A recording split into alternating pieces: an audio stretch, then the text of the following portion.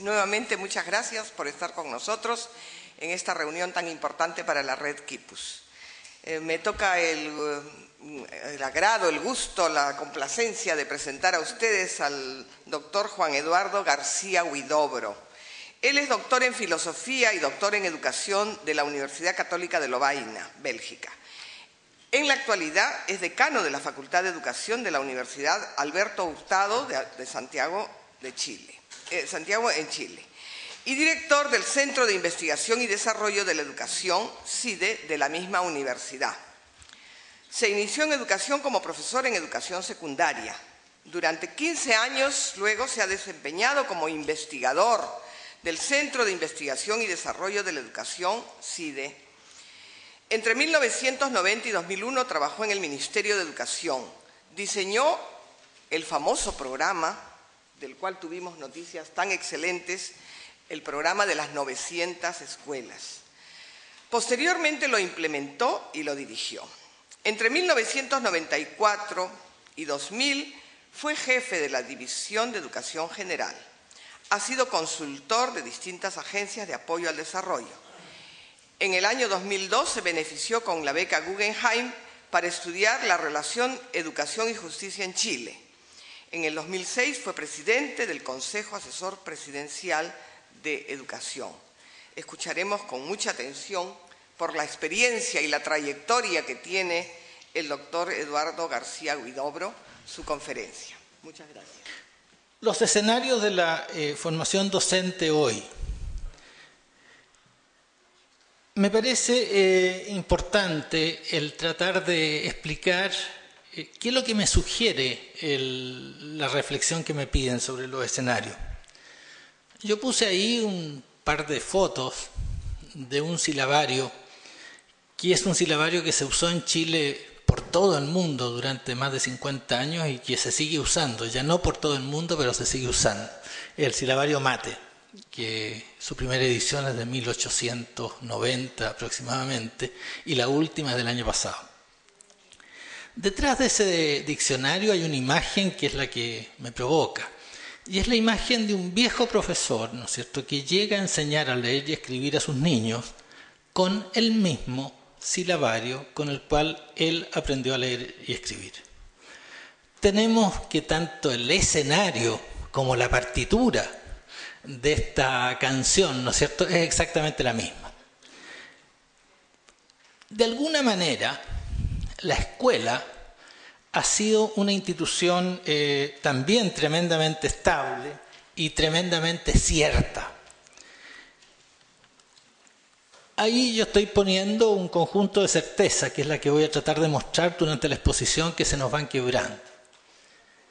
El sistema educativo, que nace el siglo XIX, se mantiene durante todo el siglo XX, posee normalmente un saber claro organizado en torno a tres grandes núcleos, ¿no es cierto? Un saber claro que tiene que ver con los conocimientos necesarios para vivir en sociedad, con la ciudadanía, sus ideas, sus valores, con la moral, con las normas de conducta.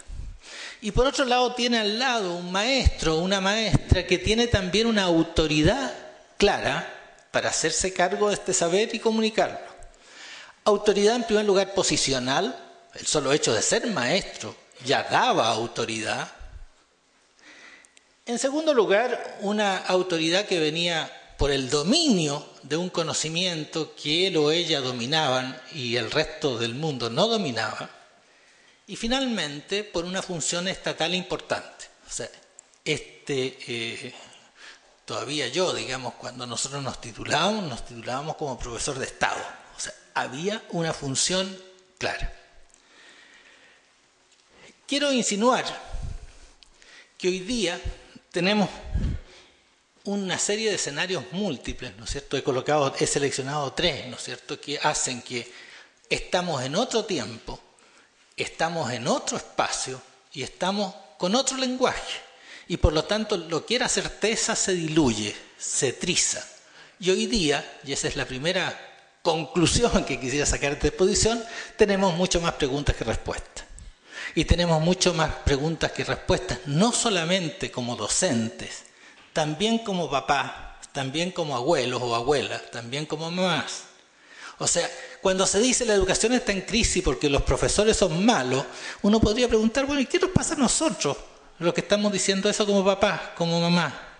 O sea, es una generación, es un mundo, ¿no es cierto?, que tiene una enorme dificultad de mirar el futuro con claridad y por lo tanto una educación trizada. Vamos a tratar de ver esta idea en función de tres grandes escenarios. Escenario epocal, que es la globalización, un escenario que concretiza esa globalización en un nuevo capitalismo que es distinto al capitalismo industrial que conocimos y que dio lugar a los sistemas educativos que teníamos, y finalmente la emergencia de las nuevas tecnologías como un nuevo lenguaje.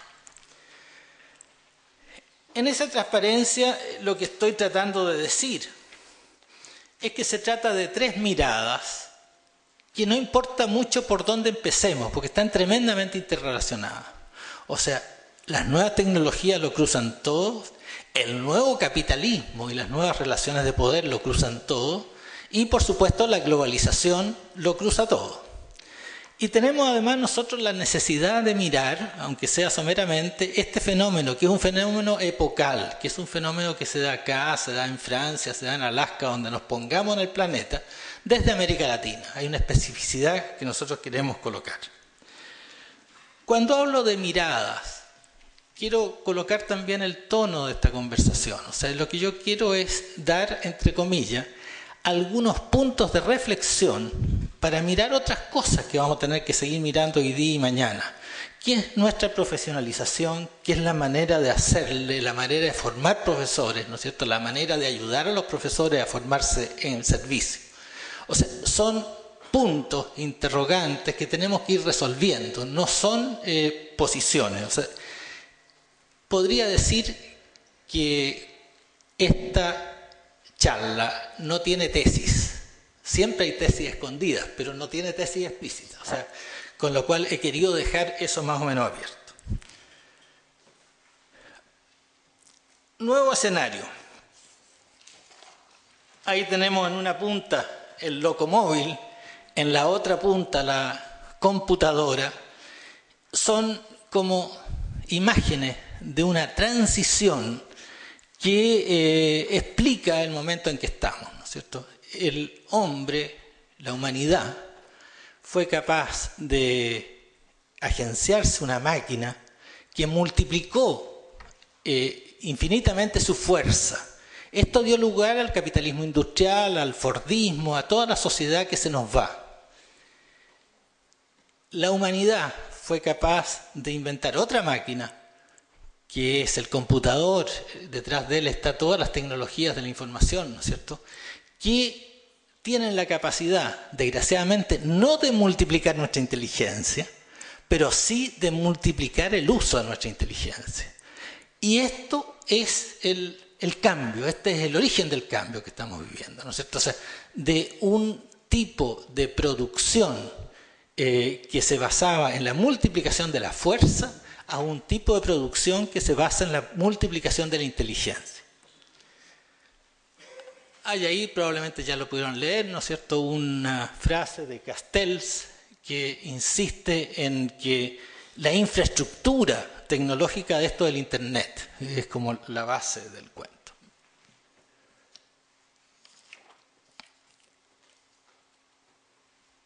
Vamos a mirar la globalización desde dos puntos de vista.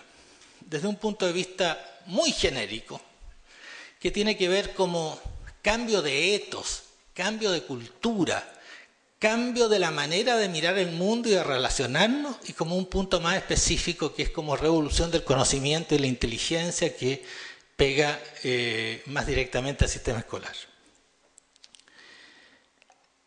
Como etos, el dato es este cambio amplio, profundo y rápido. Lo que nos toca vivir, y es lo que le toca vivir tal vez a la primera generación de la humanidad que le toca eso, es vivir en el cambio, vivir en un cambio loco, vivir en un cambio permanente. Ahí hay dos elementos que me parecen que son importantes de resaltar. Uno es la velocidad del cambio. Nosotros estamos, muchos de nosotros, formando profesores. Yo me hago casi todos los días la pregunta, bueno, estos chiquillos y chiquillas que tienen 18 años, que van a salir a enseñar a los 23, en estos 5 años, ¿qué va a pasar? ¿Sé yo algo sobre lo que va a estar pasando en 5 años más desde el punto de vista del conocimiento, desde el punto de vista de las tecnologías, desde el punto de vista de los alumnos y alumnas que les van a tocar? Y en realidad uno tiene que decir que sabemos harto poco. Vamos a partir. Bueno, esta situación nos coloca dos cosas. Nos coloca la ansiedad del cambio. Uno cada vez que cambia tiene esperanza, tiene expectativa. Y también una inseguridad muy fuerte que es fuente de mucho malestar. Vamos a ver ahora simplemente algunas láminas para dar la idea. Mundo, aldea global. McLuhan, es impresionante darse cuenta que hace casi 50 años, estaba empezando la televisión, estaba la radio ya muy fuerte, intuye el cambio que viene y escribe varios libros, la Galaxia de Gutenberg y otros, colocando esta imagen, ¿no es cierto? El mundo se nos transforma en una aldea global. McLuhan era un optimista y veía en esta aldea global la solución de todos los problemas. Íbamos a ser todos iguales, el conocimiento iba a estar plenamente difundido, nos íbamos a respetar, íbamos por fin, ¿no es cierto?, a tener una humanidad libre, crecientemente humana, etc. No le achuntó mucho el McLuhan, Y tenemos a Anthony Giddens a comienzos del siglo XXI comparando esta aldea global con una carrera de caballos desbocados. Todos corremos como locos, pero no sabemos para dónde vamos. Y Giddens trabaja muy bien el tema del riesgo, mostrando cómo esta carrera comienza, y es la base del capitalismo, con el concepto de que yo, por la ciencia, puedo calcular el riesgo. Y cómo al poco andar me doy cuenta de que ese riesgo se transforma en incalculable. Y hoy día tenemos vacas locas, tenemos calentamiento global, hacemos una serie de cosas con nuestros cuerpos, ¿no es cierto?, con nuestras semillas, con nuestro mundo, que no sabemos lo que va a dar. Sabemos que tenemos que correr, pero no sabemos para dónde estamos corriendo. La imagen es elocuente, ¿no es cierto? Choque de civilizaciones. Este mundo en el cual se corre y no se sabe para dónde va, es un mundo en que no todos se globalizan de la misma manera. Hay unos que se globalizan y otros que se localizan.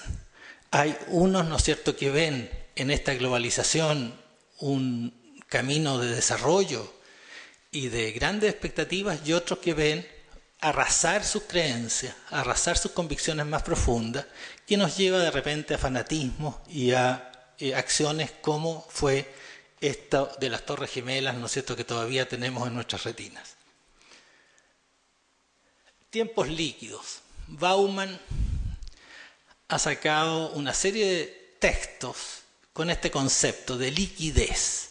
O sea, una sociedad donde nada es estable, una sociedad donde las formas cambian día a día. Esa preciosa pintura de Dalí, de nuevo, ¿no es cierto?, previó de lo que venía. O sea, todo se nos derrite. No sé. La otra. La Tierra es plana. Es la idea de acercamiento, es la idea de que no hay secretos, es la idea de que yo puedo llegar en cualquier momento a cualquier parte. Y vamos a la última, otro optimista, Castells, ¿no es cierto?, con el concepto de sociedad red, que yo creo que es un concepto tremendamente potente, que nos puede inspirar mucho, ¿no es cierto?, a lo que es ser profesor, ser docente hoy día, en el cual el conocimiento no lo tiene nadie, sino que es un conocimiento que está distribuido y tenemos los instrumentos tecnológicos como aprovechar ese conocimiento distribuido. Y un poco voy a volver sobre eso después, no lo estamos haciendo demasiado. Profundidad de los cambios.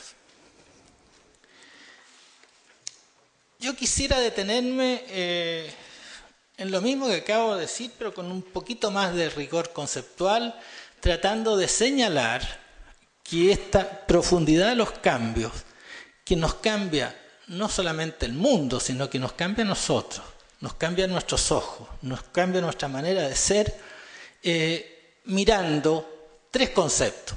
Podrían ser muchos más, pero me quedo en ellos. El concepto de tiempo, el concepto de espacio y el concepto de lenguaje.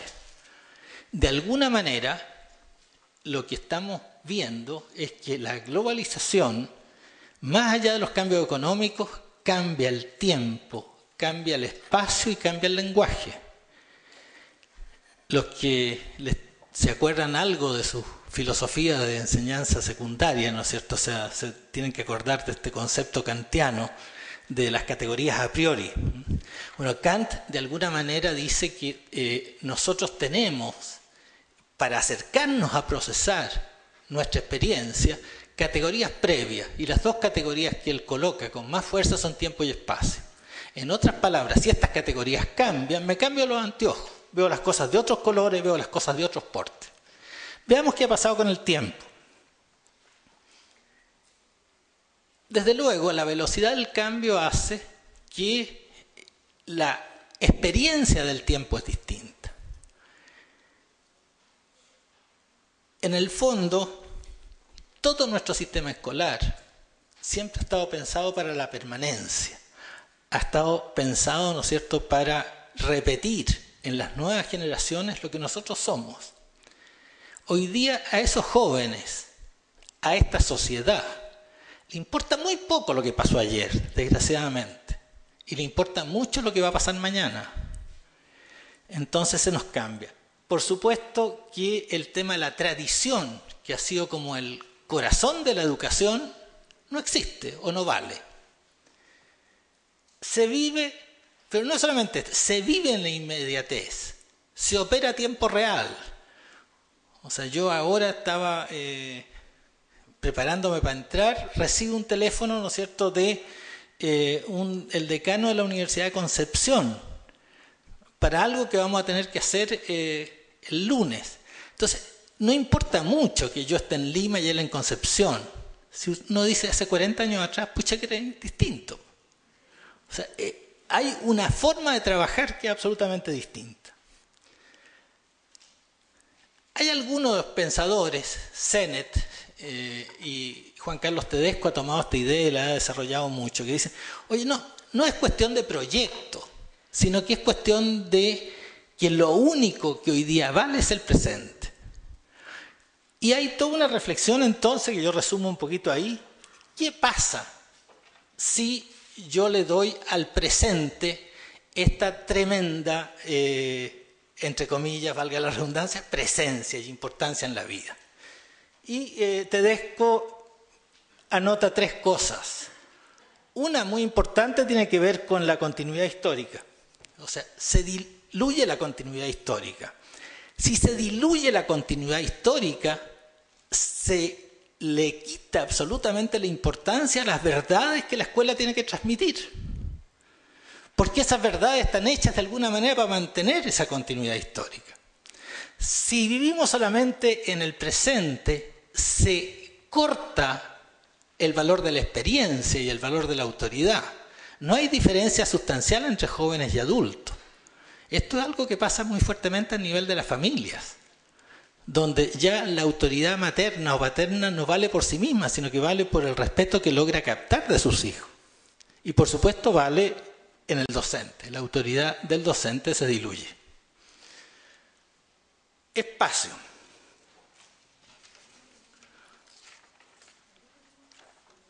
Algo lo adelantaba al hablar del presente, ¿no es cierto? La distancia no constituye lejanía. Estamos en un mundo interconectado. Acá tal vez el tema que más se ha trabajado y que es un tema que es central en la formación de profesores y en nuestro trabajo educativo es esta mezcla entre los pueblos que produce algo que es totalmente novedoso, que es el pluralismo. Vale decir, el hecho de que existe en cualquiera de las sociedades contemporáneas y voy a repetir esto varias veces, un conjunto de verdades con legitimidad. El pluralismo al final es eso, no es que pensemos distinto. Siempre hemos pensado distinto, pero antes había inquisición, ¿no es cierto? El que pensaba distinto se le cortaba el cogote. En este minuto no. En este minuto hay principios de realidad aceptados como distintos. Y esto me parece que es como muy característico de este cambio de espacio. O sea, el otro se me mete en la vida, y al metérseme en la vida y tener yo que aceptarlo como otro, acepto también una manera de mirar el mundo distinta a la mía. Cambia la comunidad. Yo puedo tener distintas comunidades, puedo tener la comunidad de mi barrio, pero también puedo tener la comunidad, ¿no es cierto?, de los decanos de educación de mi país o de los investigadores sobre neurociencia en el mundo. O sea, son diferentes comunidades y en todas convivo todos los días. La escuela no tiene murallas. Basta que un niño, ¿no es cierto?, como está entrando aquí, ¿no es cierto?, un celular, ¿no es cierto?, que un niño tenga un celular dentro de la sala de clase y ya entró a esa sala de clase alguien que nadie se imaginó hace 10 años atrás que podía estar ahí. Nuevo lenguaje. Esto es lo más asombroso y también lo más incierto de todos. La gran pregunta es si... A ver, datos primero. Está claro que estamos frente a un lenguaje nuevo.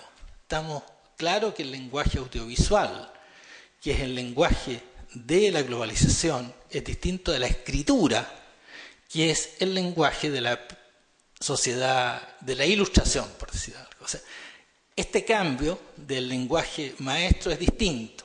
Es distinto porque el audiovisual quiebra dos cosas centrales, digamos, del lenguaje anterior. En primer lugar, el lenguaje de la escritura es lineal, es de antecedente consecuente. El lenguaje audiovisual es mezcla todo en el presente, mucho más integral. Y mezcla también lo racional con lo afectivo, un segundo elemento.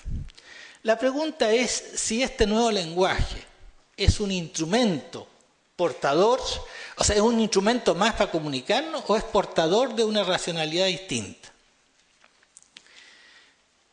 Yo puse ahí una línea del tiempo que parte hace 4 millones de años, ¿no es cierto?, cuando los humanos éramos unas cosas chicas, saltarinas, ¿no es cierto?, que corríamos detrás de los frutos unos a otros, mirándonos y gritándonos con aullidos, pero que todavía no nos podíamos comunicar, a 60.000 años, en el cual estos monitos empiezan a hablarse y a reconocerse y a crear ritos y mitos y a hacer comunidad. Ese paso del grito al habla es lo que constituye la humanidad como hoy día la entendemos. Pero el paso del habla a la escritura, que se produce muchísimo después, ¿no es cierto?, hace solamente 3.000 años, le da a esas comunidades la capacidad de reflexionar sobre sí mismas, de establecer normas permanentes. Y eso es un salto en la humanidad muy, muy importante. El otro salto se sitúa en la imprenta, hace nada, ayer, ¿no es cierto?, que lleva la ciencia, la ilustración y toda esta modernidad que nos explota y que nos cambia el mundo tan fuertemente desde el siglo XVII para adelante. Internet tiene 18 años. La pregunta es si este nuevo lenguaje es un cambio de la misma densidad y profundidad que el hablar y el escribir o la invención de una imprenta, y que por lo tanto nos va a cambiar muy fundamentalmente no solamente la manera como nos comunicamos, sino que la manera como somos y pensamos. Bueno, esto yo creo que es una pregunta que está puesta. Vamos a volver sobre eso cuando hablemos sobre los medios de comunicación, pero cuando miramos a nuestros alumnos nos da la impresión de que son unos animales distintos a nosotros. O sea, hay ahí algo que parece que el cambio va más allá. El otro punto que quería hacer sobre la globalización es más relacionado al tema de... antes de eso, todavía estamos en el 1.1. Globalización y desarrollo personal. Aquí simplemente quisiera como hacer doble clic sobre un punto que dije al pasar, que es el tema de la individuación. Ha habido en los últimos 50 años un salto tremendamente importante hacia una valoración muy importante de los individuos, de la libertad personal, del yo distinto de mi comunidad. Y eso es un proceso creciente. Es un proceso creciente por muchas cosas, ¿no es cierto? O sea, por supuesto por el mercado. Nosotros hoy día resolvemos muchos más problemas que antes a través del mercado. Y el mercado lo que hace, nos transforma en individuos, nos transforma en compradores, no nos transforma en comunidad. Pero esto viene de antes. Acabamos de celebrar, han habido muchos artículos en revistas, emisiones de televisión, etcétera, en mayo del 68, ¿no es cierto? 40 años en mayo del 68. ¿Qué pasó en mayo del 68? En mayo del 68 se quiebra una época. Uno puede decir que hubo una primera época, la Edad Media, ¿no es cierto?, donde educar era edúchere, era sacar desde adentro algo que la naturaleza había puesto, digamos. Todos teníamos todo adentro, se trataba de desarrollarlo. A un segundo modelo de educación, que es la moderna. Yo, a través de mi vida, puedo mejorar, puedo hacerme mejor, puedo crecer, que es el concepto de educación que nosotros hemos manejado siempre, pero siempre detrás de eso hay un modelo, ¿no es cierto? Y en mayo del 68 lo que impera es un quiebre de los dos modelos anteriores y un grito por la autenticidad, un grito en definitiva por ser yo mismo. Ese ser yo mismo, distinto a los otros, es lo que está es otra cosa que es cultural, que se acentúa por el mercado, pero que no tiene que ver solamente con el mercado. O sea, estamos en un proceso en el cual la pluralidad, que fue la otra cosa que señalé antes, o sea, son 3, 4, 5 tendencias que se están dando y que confluyen en lo mismo. Hoy día importa mucho el individuo. Esto tiene aspectos positivos. Nos hace más creativos, nos hace más responsables, nos hace más diversos, valora la iniciativa. Y tiene elementos positivos, negativos, como es individualismo, soledad, relativismo. Esta situación coloca al docente en un escenario donde tiene que empezar a hacer cosas que antes no le correspondían, porque venían hechas. Y pongo ahí yo 3 cosas muy complicadas, digamos. El docente, la docente, tiene que ayudar a cada joven a crear y recrear su proyecto personal. Los proyectos personales no vienen dados por la sociedad. Hay que forjárselo y eso es tremendamente complicado y doloroso. Yo no sé si les pasa a ustedes, pero primer año de universidad, 50% de depresión. O sea, hay una complicación de vivir la juventud hoy día tremendamente alta. Y eso es algo que implica que yo tengo que lograr darle un sentido a mi vida, porque si no perezco. Y ahí estamos nosotros. O sea, que no podemos a veces darle mucho sentido a nuestra vida y tenemos que ayudarles a los otros a darle sentido a la suya.